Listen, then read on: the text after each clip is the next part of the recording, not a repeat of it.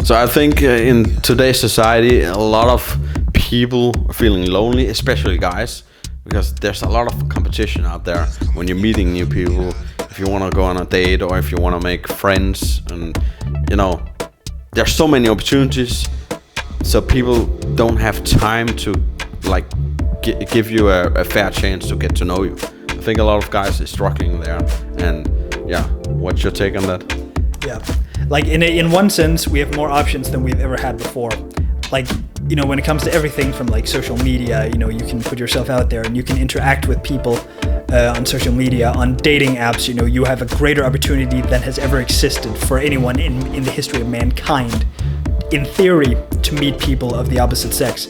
And there, you know, people, things like LinkedIn, you know, you can network with people from all around the world. Like, you have more, in theory, more opportunities to communicate and seek out connections and relationships with people more than ever before. And yet, you know, we this is the time when we start hearing about how there is this huge crisis of loneliness, and like people talk about, you know, especially how men are feeling lonely.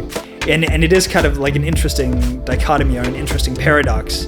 Because we can obviously see that, like, you know, like our parents didn't have Tinder, our grandparents didn't have Tinder, they didn't have anything like it, you know, and so you would think that has added like a huge optionality, and like you would think that has added greater abundance or opportunities.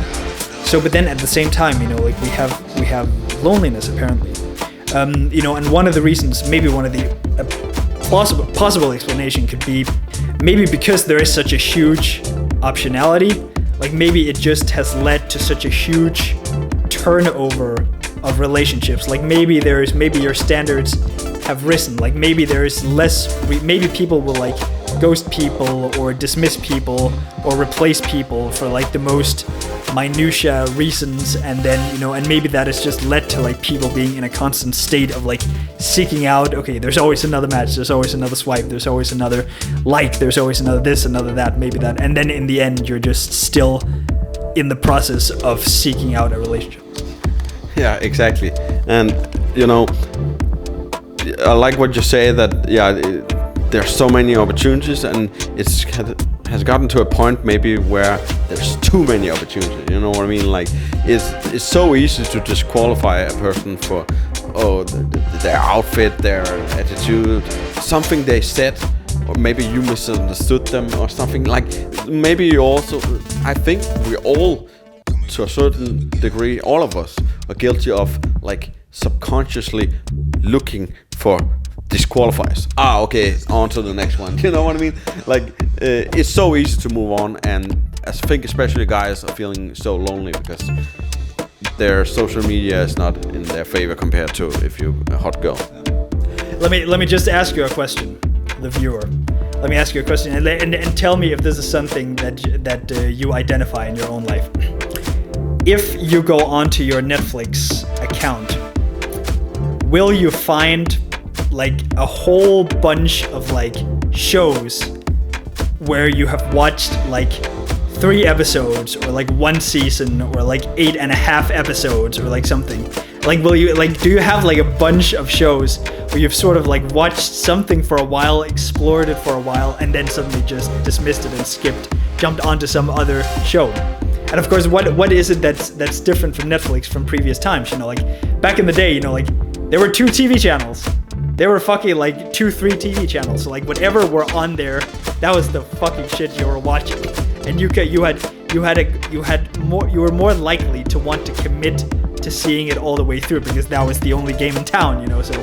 So at the same time, you know, it's a great thing that there's such enormous optionality for like just for things to watch, like for example like Netflix, TV shows and movies. But at the same time, what you also notice is that it also can lead to sort of like a negative feedback loop in which you're just so obsessed with other potential options you have out there that you just want to like explore things, and the requirements necessary for you to just dismiss something for something else is lower than ever before, and like you're just more likely to just jump onto one thing to the next to the third because you have so many options, and yet you just end up not watching anything.